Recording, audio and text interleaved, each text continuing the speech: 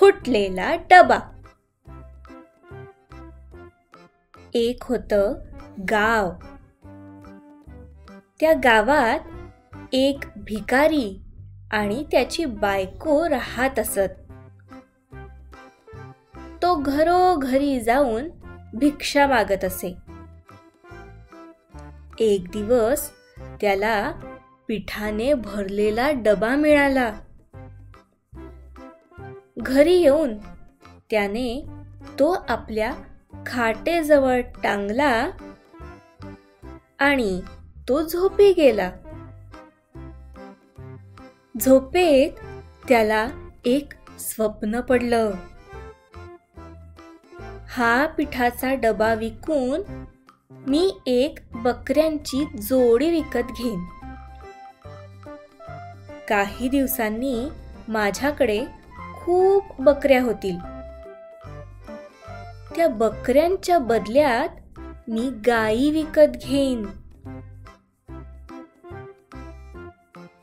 गायींच्या कळपामुळे मी लगेच श्रीमंत होईन.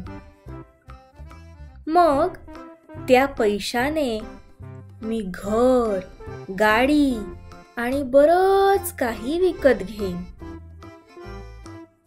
गुरांची राखण करण्यासाठी मी गुराखी ठेवेन. जर गुराख्याने माझे ऐकले नाही तर मी त्याला लाथ मारून शिक्षा देईन. हे सगळं स्वप्नात बघत असताना भिकाऱ्याने पिठाच्या डब्याला जोरात लाथ मारली. डबा पडला आणि सगळं पीठ जमिनीवर सांडलं. अशा प्रकारे सगळं पीठ वाया गेलं. अति स्वप्नरंजनामुळे विनाश होतो. तुम्हाला हा व्हिडिओ आवडला का? अशाच अजून अनेक गोष्टी मराठी, इंग्लिश, संस्कृत, तमिळ, हिंदी, कन्नड आणि तेलुगू भाषेत ऐकण्यासाठी गुरुकुला.com ला नक्की भेट द्या.